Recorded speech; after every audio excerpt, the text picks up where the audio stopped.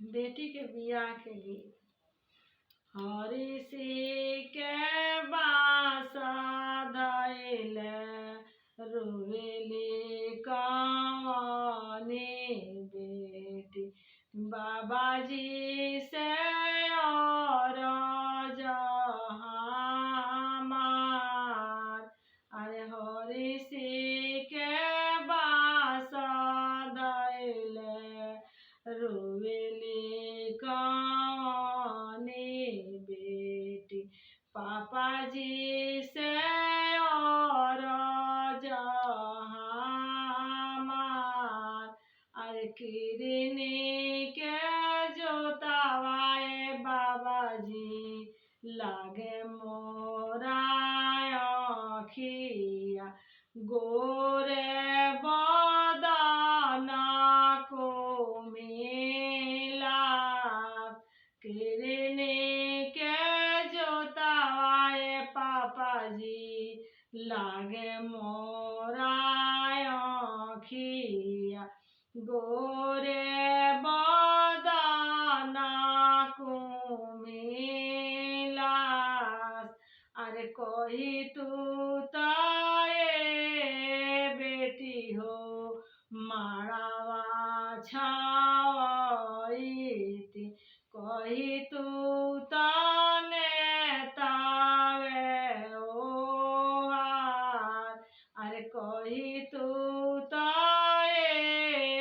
बेटी कोठा उठईती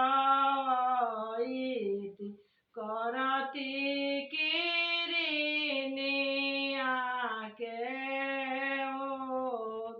काहे लाइए पापा माड़ावा छावाए काहे लाइने तावे ओहार।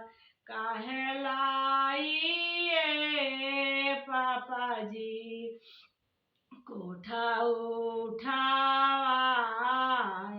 काहे ला किरनिया के ओत। अरे आजू के रतियाए पापा जी रौरे मड़ौआ बिहने सुंदर बर के साथ। अरे कोरवनी बेटी हो दूधावा पियवनी दहिया खियवनी छालीदार। एको के निकौना दिहलू हो बेटी चललू सुंदर बर के साथ।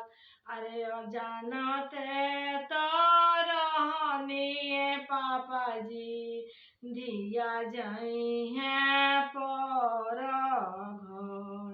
काहे के कोई दूला जानते तो रहनिए भैया जी धिया जई हैं